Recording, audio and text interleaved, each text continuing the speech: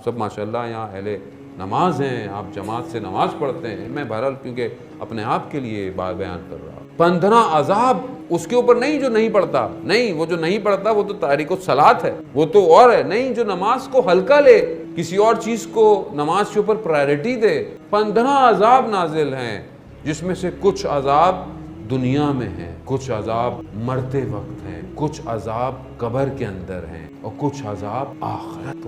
انسان بیان نہیں کر سکتا واقعاً، یعنی صرف میں آخرت کا ایک عذاب دیکھ رہا تھا، عجیب حالت ہو گئی میری۔ رسول خدا فرماتے ہیں کہ اس شخص کو پروردگار روز قیامت میں ایک ملائکہ کو مامور کرے گا اس کے اوپر کہ اس کو زمین کے بل گھسیٹو، تاکہ لوگ دیکھیں کہ یہ نماز کو اہمیت نہیں دیتا۔ بہت زندگی آسان نہیں ہے دوستو، ہم جس زندگی میں رہ رہے ہیں یہ بہت چھوٹا اسپین ہے، یہ پلک یوں بس آپ نے پلک جھپکی یہ زندگی ختم ہے۔ جیسے ابھی ایک خاتون کا جنازہ ہے، یقیناً کسی کی ماں ہوگی، بہن ہوگی، بیٹی ہوں گی، کل تک صحیح ہے، آج چلی گئی، ہم نے بھی چلے جانا ہے، ایک دن ہمارا بھی جنازہ ہو رہا ہوگا۔ ہم کتنے جنازوں کو اٹھاتے ہیں، یہ بھول جاتے ہیں کہ ہمارا بھی تو جنازہ کوئی اٹھائے گا، ہمیں بھی تو کوئی قبر میں دفنائے گا۔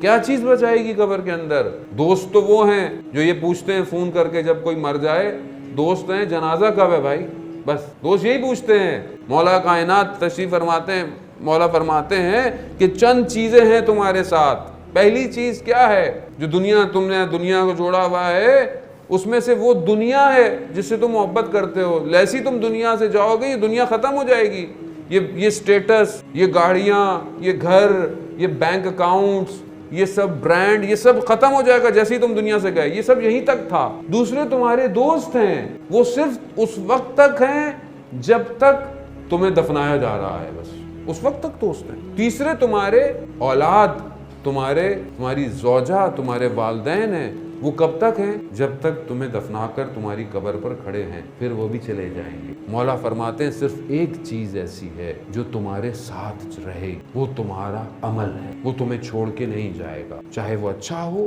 چاہے وہ